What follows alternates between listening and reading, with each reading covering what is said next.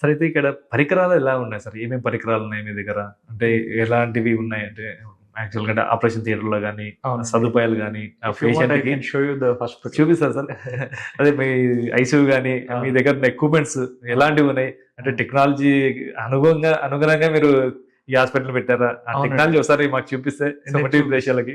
ఖచ్చితంగా okay sir. వెళ్దామా sir? వెళ్దాం. ఓకే. ఇది ఆపరేషన్ థియేటర్ వెళ్ళే ముందు ఇదే డ్రెస్ ఏసుకోవాలా? అంటే ఎలాంటి ఇన్ఫెక్షన్ సోకకుండా గాని ఏ పేషెంట్‌లకు కూడా ఈడైతే మంచి అన్ని కూడా ఏర్పాట్లు చేశారు. జాగ్రత్తలు బాగా తీసుకున్నారంటే ఎలాంటి పొరపాట్లు జరగకుండా ఈ ఆపరేషన్ థియేటర్‌లో ఏమైతే ఆపరేషన్ చేయాలనుకున్నారో పేషెంట్‌లకి వాళ్ళకి ఎలాంటి అంటే అసౌకర్యం కాలేకోకుండా, ఇన్ఫెక్షన్స్ రాకోకుండా గట్టి చర్యలైతే చేపట్టారు. ఇప్పుడు మనం ఆపరేషన్ థియేటర్‌కి వెళ్దాము.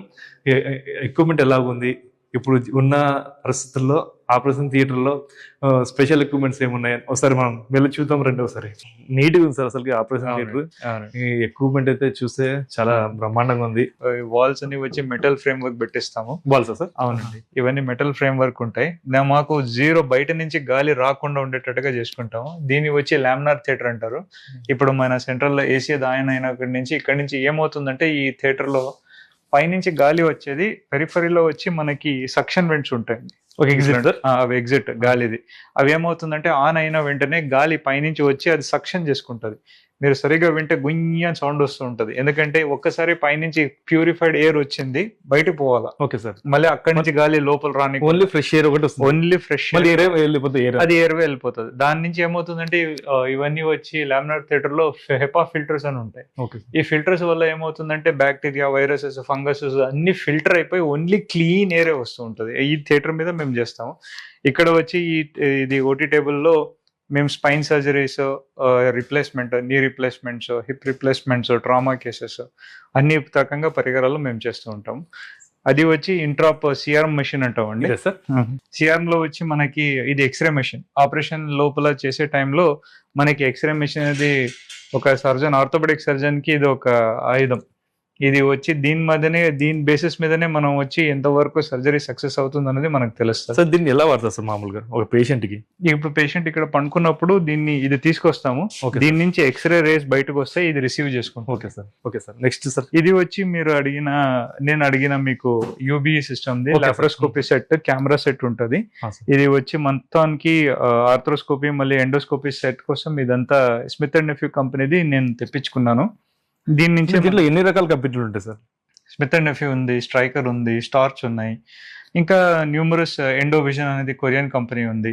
స్మిత్ అండ్ నెఫ్యూ వచ్చి అమెరికన్ కంపెనీ.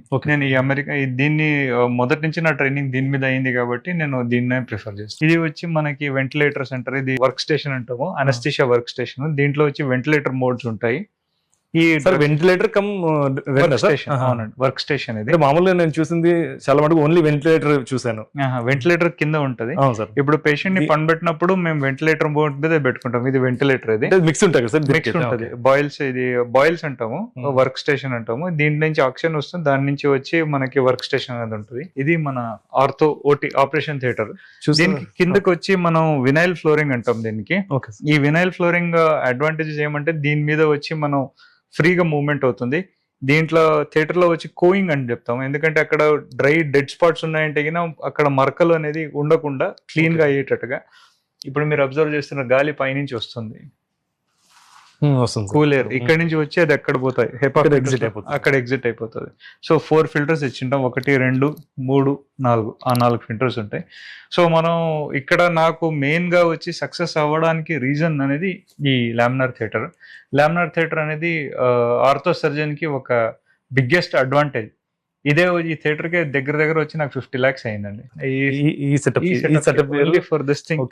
ఈ థియేటర్ సెటప్ కి వచ్చి 50 lakhs అయింది. అది ఒక 40 lakhs దగ్గర అయింది. ఆపరేషన్ థియేటర్ టేబుల్ వచ్చి ఒక 3 lakhs దాకా అయింది. ఇన్స్ట్రుమెంట్స్ అన్ని కలిపి టేబుల్ 3 lakhs సార్. 3 lakhs అంటే ఈ స్పెషాలిటీ సార్ టేబుల్. దీని స్పెషాలిటీ ఇంత 2 లక్షలు పెట్టి ఆపరేషన్ థియేటర్ బెడ్ కొన్నారు. ఇది స్టాండ్ టేబుల్ అనేది కంపెనీ టేబుల్ అండి. ఆర్థోపెడిషన్ ఫ్రెండ్లీ టేబుల్ అంటారు దీన్ని. అంటే ఆర్థోపెడిక్ ఓన్లీ ఇది సెపరేట్ ఇది ఉంటాయి. వేరే కంపెనీస్ ఉన్నాయి కానీ మొదటి నుంచి నా ట్రైనింగ్ అనేది స్టాండ్ లో అయింది కాబట్టి స్టాండ్ కంపెనీ టేబుల్ మీద ప్రిఫర్ చేస్తాము. దీనికి వచ్చి మల్టిపుల్ మోడ్స్ ఉంటాయి. టేబుల్ హైట్ ఎక్కడము, స్టేబుల్ దిగడము, ఇది టేబుల్ ఇట్లా చెప్పడం, రిమోట్ సిస్టమ్ తో. ఇప్పుడు ఇది టేబుల్ ని ఉల్టా చేస్తారు, ఇది పైకి ఎత్తుతుంది, కావాలంటే అప్పుడు ఒక సైడ్ తిప్పుతుంది, ఓకే సార్, మొత్తం ఒక సైడ్ ఇంకో సైడ్ ఇది తిప్పుతుంది. Next only head up position కావాలా, తల పైకి ఎత్తుతుంది. Okay sir. లేదు డౌన్ పోవాలంటే మొత్తం కంప్లీట్ డౌన్ పోతుంది. సో ఆల్మోస్ట్ ఒక సర్జన్ కి వచ్చి ఆల్మోస్ట్ ఒక ఫ్రెండ్లీ టేబుల్ లాంటిది, ఒక ఆర్థోపెడిక్ సర్జన్ కి ఒక ఫ్రెండ్లీ టేబుల్ లాంటిది ఒక సిస్టమ్ అన్నమాట ఇది. అంటే దీని వల్ల కూడా మీరు కూడా ఆపరేషన్ కూడా సులభంగా అవుతుంది. ఏ యాంగిల్ అంటే వెంటనే యాంగిల్ అంటే కొన్ని ఇంతకుముందు sir operation theatre tables manual ఉండేది, దానివల్ల ఎలా మీరు ఆపరేషన్ చేసేవారు? చాలా లెబోరియస్ గా ఉండేదండి, చాలా వరకు కష్టపడాల్సి వచ్చేది. ఈ మధ్యన వచ్చి అన్ని ఏరోడైనమిక్స్, తర్వాత వచ్చి హైడ్రాలిక్స్, తర్వాత ఎలక్ట్రికల్ అవడం వల్ల మాకు చాలా వరకు ఇది యూస్ఫుల్ అయింది. ఇంతకుముందు హోల్ డ్రిల్ చేయాలన్నా హ్యాండ్ డ్రిల్ తో డ్రిల్ చేసేవాళ్ళం. ఒక్కొక్క ఆపరేషన్ వచ్చి దగ్గర 2 hours పట్టేది, ఈ మధ్యన వచ్చి 45 minutes to 1 hour టైం పడుతున్నాయి. అట్లా టెక్నాలజీ పెరుగుతూ టైం తగ్గిస్తూ వస్తున్నాము. టెక్నాలజీ పెరిగేటప్పటికి మాకు అడ్వాంటేజ్ అవుతుంది. అట్లా ఐసీయూ ఎలా చూద్దాం.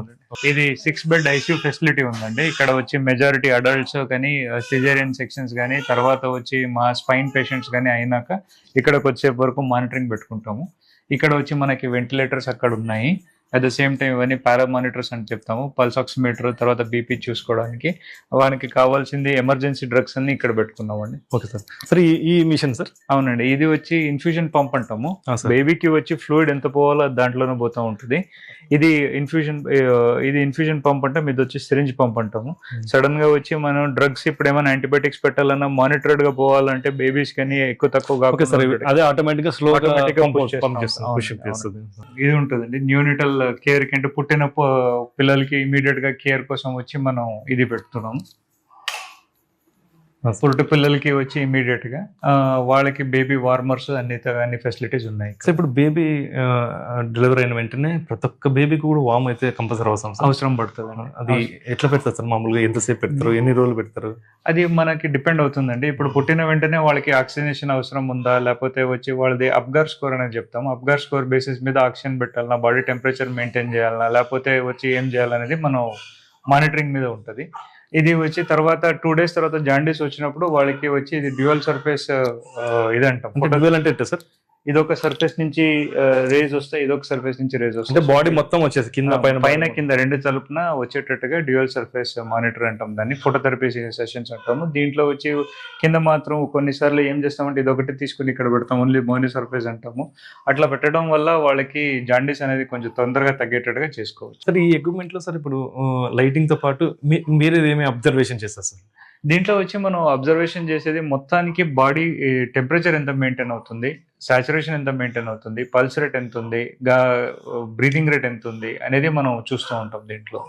సార్ కార్పొరేట్ హాస్పిటల్లో ఇవైతే ఉంటాయి, కానీ మీరు చూసే ధీరం మెడికవర్ లో ఎంత ఎక్విప్మెంట్ ఉందని చెప్పేసి అయితే బయట అయితే చాలా మటుకు అయితే తెలియదు. ఇంకా ఇవన్నీ మొత్తం ఇమ్యూనో ప్రజలు చూడండి ఒకసారి. ఈ ఎక్విప్మెంట్ చాలా అంటే ధీరన్ మెడికేర్ హాస్పిటల్లో అయితే అన్ని చూస్తున్నాం. ఇక్కడ కేఎస్ రఘు గారు అయితే ఎండిగా ఉన్నారు. ఇక్కడ ఈ హాస్పిటల్కి వస్తే ఎవరికైనా కానీ ఏదైనా ధైర్యం అంటే ప్రతి ఒక్కరు కూడా కార్పొరేట్ హాస్పిటల్కి వెళ్ళాలంటే ఎంతో ఖర్చుతో కూడుకునే పని, కానీ ఇక్కడే అంటే ఇక్కడ వాళ్ళకి ఏమైనా జరిగితే ఎక్కడికి పోనవసరం లేదు, మేము ధీరన్ మెడికేర్ మేము ఉన్నాము అంటూ భరోసా అనేది ఇస్తున్నారు. ఇక్కడ ప్రత్యేకత ఏమంటే ఏ స్పైనల్ కార్డ్ లో ఏదైనా సమస్య వచ్చినా కూడా అది ఎక్కడికి పోనవసరం లేదు, అది ఓన్లీ ధీరన్ మెడికేర్ హాస్పిటల్కి రావచ్చు. అలాగనే ఇక్కడ పీడియాట్రిక్ సంబంధించినవి కానీ, జనరల్ సర్జన్ కానీ, ఇక్కడ అనేక వసతులతో కూడిన వైద్య సదుపాయాలు కూడా ఇక్కడ అందిస్తున్నారు. ఏదేమైనప్పటికీ ఎమ్మిగనూరు ప్రజలైతే ఇది వినియోగించుకుంటారని చెప్పేసి నేను కూడా ఆశిస్తున్నాను.